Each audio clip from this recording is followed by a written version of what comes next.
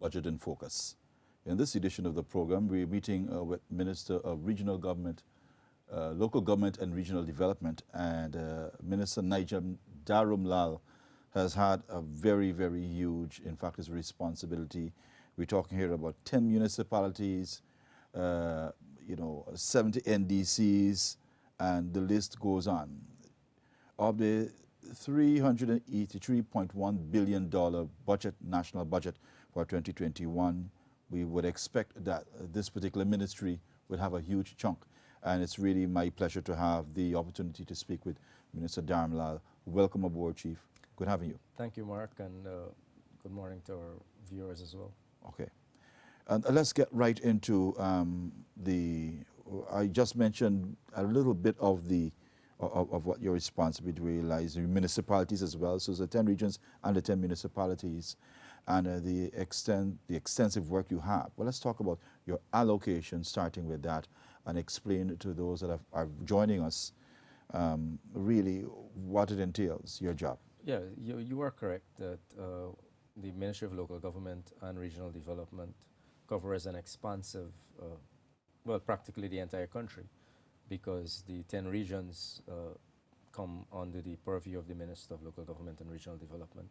So too the 70 NDCs, basically almost all the villages across coastal Guyana, some in the hinterland, and the 10 municipalities, including the city of Georgetown. So our work is very expansive, is very massive.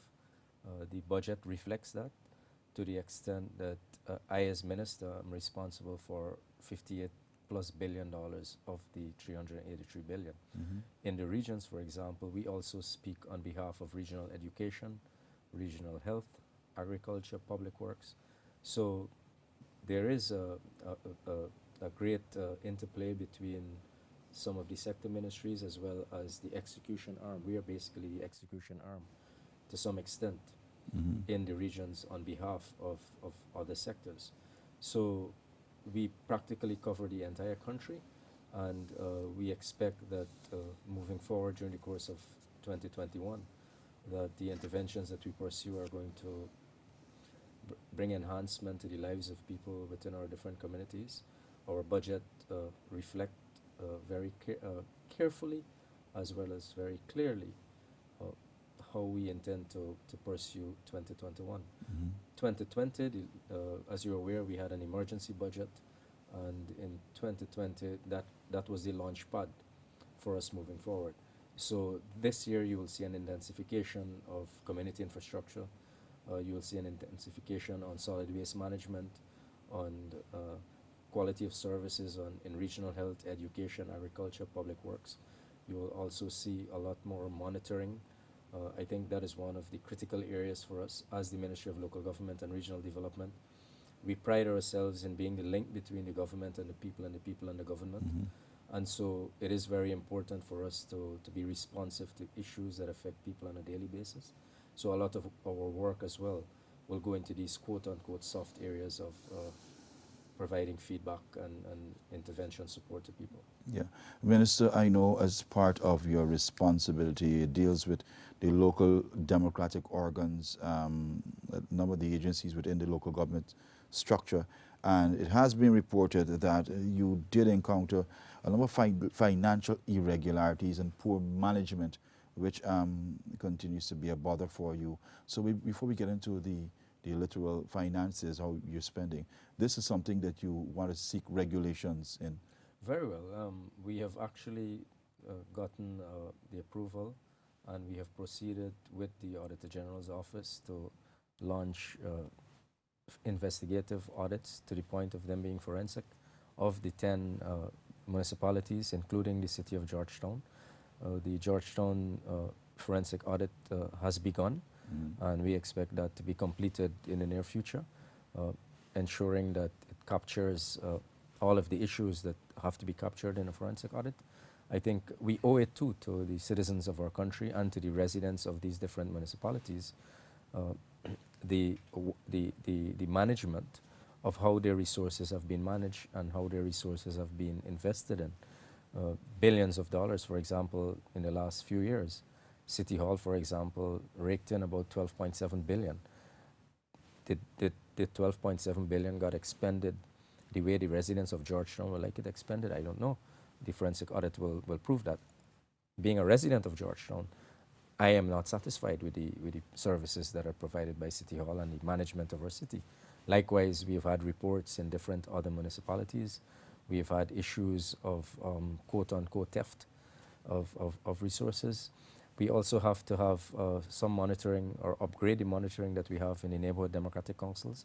There are 70 across the country, and residents also pay rates and taxes to these bodies, and we expect that they are going to provide services based on much higher efficiency levels than previously.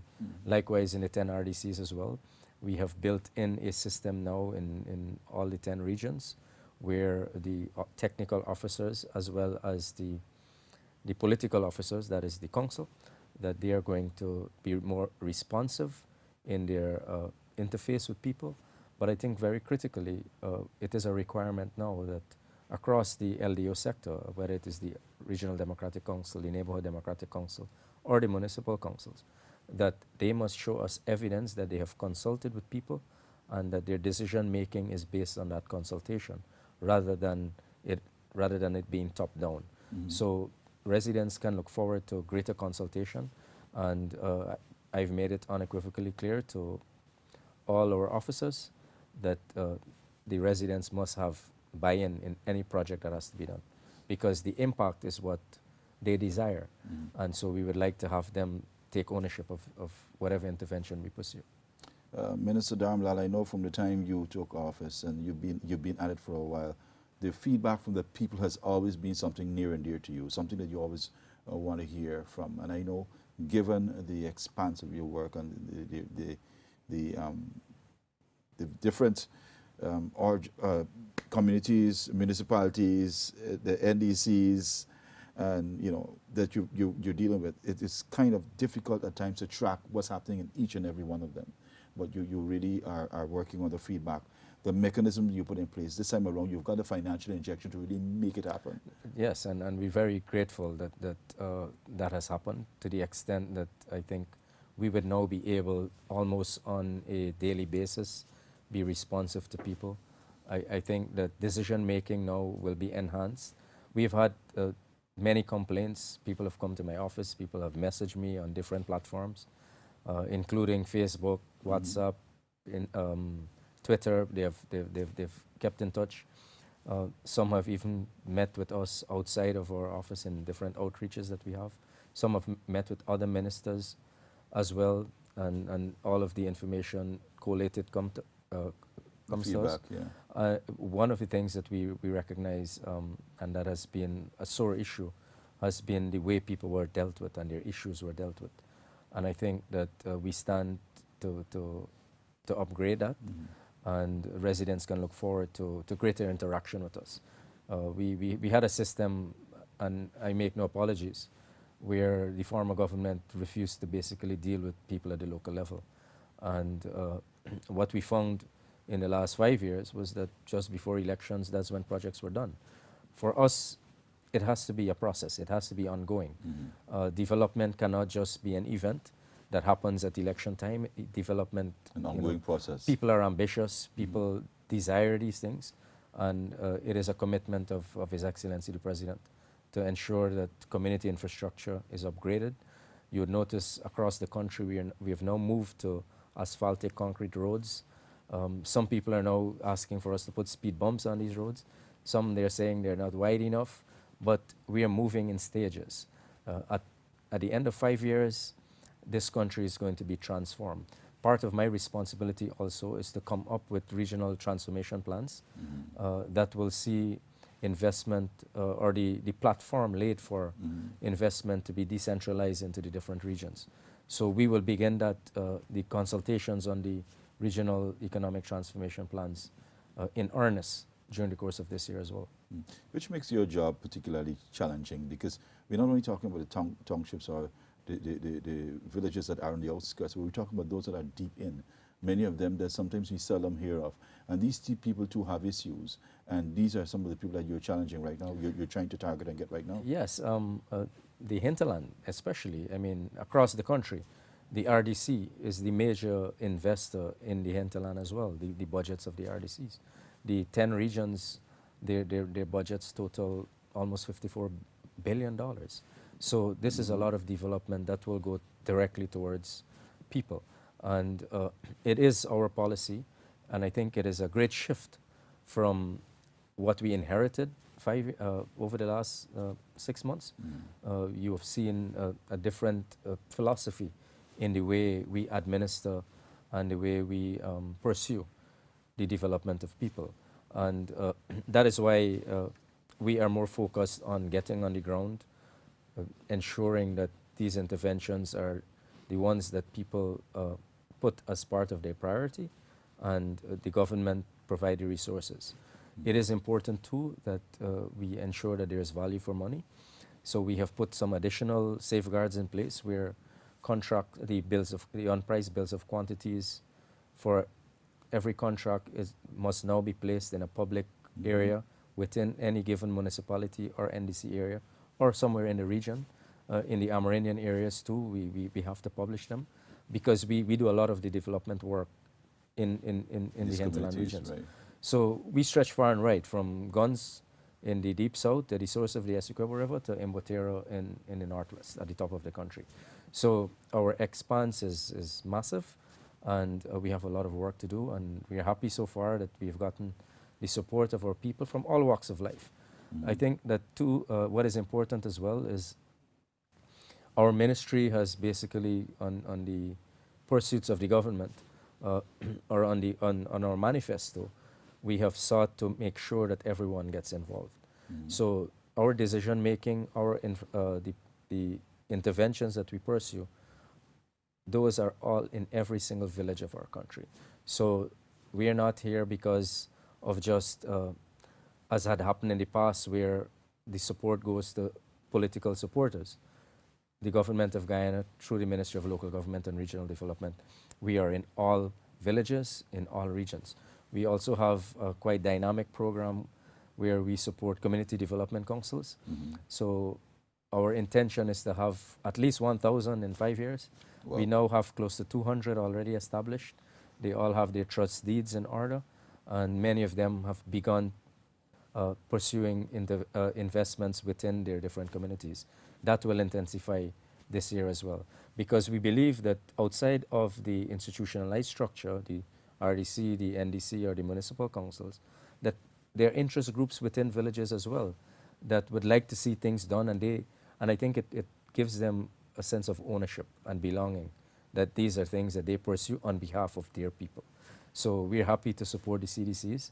I must indicate to you that when I took over the ministry in August of last year, the CDCs, there was a big department with 30-something staff, and there's no record of any of their work. I made mention of it previously, and we will continue to make sure that the mistakes that the last government made, that we do not make those mistakes. What I found too is that some groups have now started to come back up, but when you look at the spread of those groups, I think they were only in APN UAFC areas. But for us as government, we have to get into every village.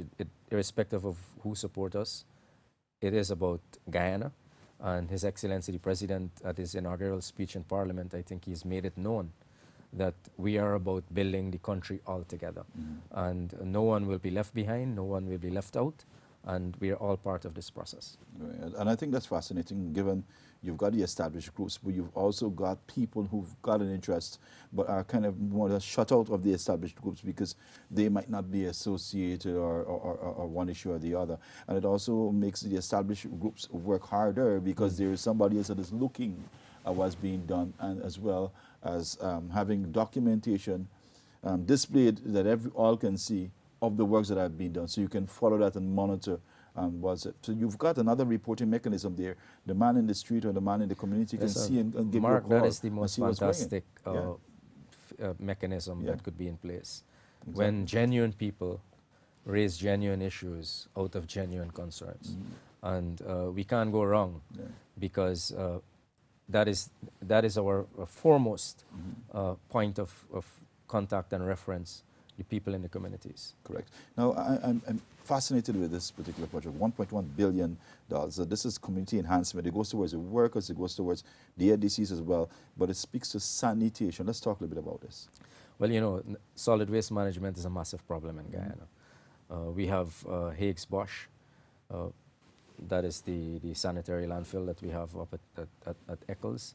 So a lot more resources will be geared towards expanding Cell 2, making it very soon we'll be in earnest again, putting refuse into Cell 2. Cell 1 has, that is the first one, that is basically closed or at the point of closure. So it took quite a number of years. So we hope that moving forward, Cell 2 is also going to be well managed.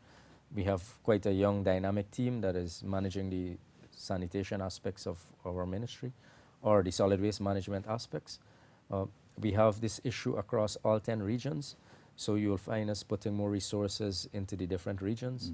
In Region 3 and 5, they do not have, at this point in time, a solid waste disposal site or a landfill, and those two regions we will have to work as well to make sure that those two regions get proper waste disposal sites. The city of Georgetown, last year end we spent quite substantial amount of resources to clean up Georgetown. That will intensify across the country again this year. I think part of the vision of His Excellency is that we have to transform the country into one that we are proud of, and the Ministry of Local Government and Regional Development will be leading that effort. City Hall, it is now part of our budget. The President made that commitment that his government is going to rebuild City Hall or restore City Hall. So there are resources that now in this year's budget, and we will begin the restoration of City Hall during the course of this year. It has been left dilapidated and mismanaged for too long, and I think it is part of our history. It is going to be a legacy of ours to make sure that this prime building gets refurbished and restored. Picturesque, one that many visitors would come to see from varying points. The restoration of City Hall will really be a great one for the entire country. And we are going to be building other projects across the different regions. One of the things that we have also sought to do moving forward this year, we have to start using local resources based on what obtains in the different regions. So we've asked the engineers, the designers, to make sure that local resources are used. So in the North Pacaraima Mountains, projects in the North Pacaraima Mountains, they must start harnessing the resources from there, the materials from there. Likewise on the Quarantine, likewise in Region 10, likewise in the Rupununi. Because it serves as building the economy of these areas. And when these economies are built, then the domino effect, the symbiotic effect of job creation, of greater employment, of more wealth in the villages and in the regions, I think all of those go into the greater plan for what we have for Guyana. But Mr. Dharamlall, still the enhancement program. I mean, when you look at the fact that Higgs Bosch, you're just about to close Cell 1 and Cell 2 is up and running, it really speaks to, okay, we talk about the volume of garbage and say, boy, it's a lot of solid waste, but it also reflects the development, the massive development, and the volume of people that are living in this side of the country, which speaks to the importance that has to be placed on the side of the country, and other parts as well. Hence, more funds need to be expended on these projects. It's a headache, but in a way, a good headache for the local government to regional development ministry. It's a good headache, but I think that residents also have to take ownership of this issue. And I do not think that as a Guyanese collective that we've been able to take ownership of this issue. So culturally we have a problem. Right, and I would hope that during the course of the next few years that we are able to get this issue under control. Higgs Bosch at this point in time takes in about between 350 to 400 metric tons of garbage per day. So we have a lot of refuse that we produce in Guyana. And then when you add for the different regions, that number multiplies. So I would like to make the clarion call to all residents to ensure that they treat this issue of solid waste management importantly, and also businesses, because many areas that we go to, we find that businesses also are, they present part of the challenge as well. So it should be, as His Excellency had indicated publicly as well, that businesses should also start making sure that solid waste management is part of their cost center. Right. So that they can treat with it properly, rather than leaving it on the road or leaving it for someone to pick up and destroy elsewhere. So I hope that moving forward, every Guyanese is going to take solid waste management seriously. It also represents us as a people. Yes, it does. You know, Yes, it does. it is an image issue. Yeah. And I would like to see that everyone, you know, takes control of this matter. The community enhancement workers, we are going to have many employed in different LDOs, we call them LDOs, local democratic organs, in the towns, in the NDC areas, and in the wider region, because we have to have these employees who are going to engage in the enhancement of the communities. One of the dynamic things or different things that we will do this year is that, in addition to them being involved in you know, cleaning parapets and drains and those kinds of things, they will be now involved in building community projects. Beautiful. And I think that is going to be a signature moving forward. We've got 5 minutes, Miss, and I don't want us to run out without talking about this. So this last chunk here deals at 172 million capacity building, but institutional strengthening and infrastructural works. The part I really love, though, while we talk about all that, I also want to focus a little bit, while we've got time, on the rehabilitating of 3 markets. This is Charity, Puerto Rico, and Mount Repo markets, and other places too will benefit from it. Let's talk about that. Yes, Charity has been in a terrible state for a long time, and we intend to take the lead in fixing these issues or addressing these issues, as a matter of fact. So $30 million will go towards the charity market, and we are going to do massive rehabilitation. Some vendors have basically taken over the drainage, taken across the entire charity in the prime location. There are shacks and stalls on the road, on top of drains. So we have to regularize it. And we've so far gotten the support of the residents, but we have to create the enabling environment. So as soon as that is finished, we expect that charity is going to be in a much different, look much different, and it will be managed much differently. We will also be spending, I think, about $70 million at Monrepo. Monrepo is one of the massive markets that we have, and we have already begun work on drainage and on the lavatory facilities. So this year we are going to upgrade Monrepo as much as possible. Other markets have already been earmarked. Last year we begun some rehabilitation work on East Ramveld as well as the East La Peniton / Alboystown markets.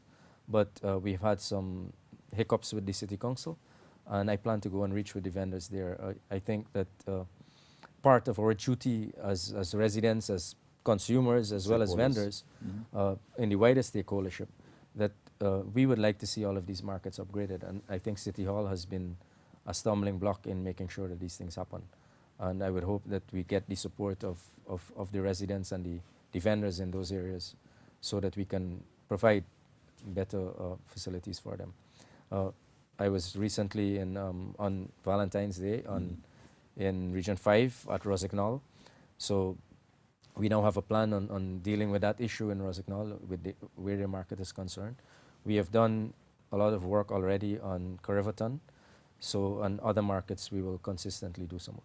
Okay. At the end of the road, Minister, these projects have got a ripple effect benefiting the people of the areas, the communities, the vendors, and all those that are in close proximity to where these projects are being constructed, and to the people who are partly involved in these projects. Yeah, well, there are a number of benefits, the impact. There is the national pride issue, there is the community pride issue, there is community ownership, and when there is community ownership, then local investment would go into these things. So when local investments go in, then the impact spreads across. There is greater employment, there are greater opportunities for growth in the different areas, and it all builds into our manifesto plans of creating 50,000 jobs, of ensuring that we address pro-poor conditions, that we address pro-business conditions, and I think that these are things that were alien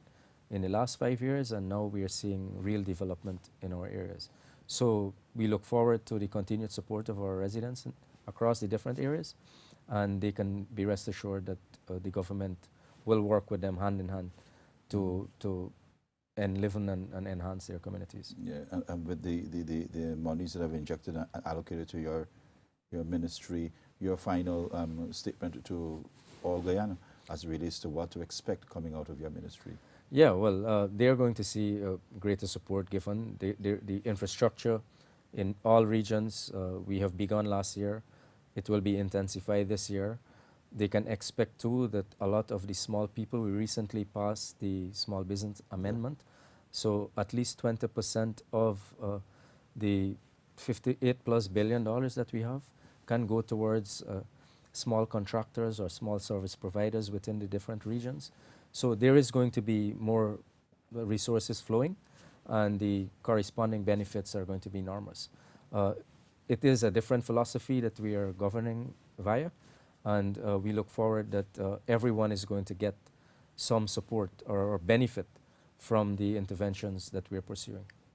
Minister Nigel Dharamlall, it was my pleasure having you on Budget in Focus, and we wish you all the best as you continue on your sojourn. It's quite an extensive and expansive one, but we're going to talk again. Thank you so much for being a part of the program. Very well, Mark, and I'm happy to also speak on behalf of the government on these issues and to our beneficiaries, the citizens of Guyana. That's right.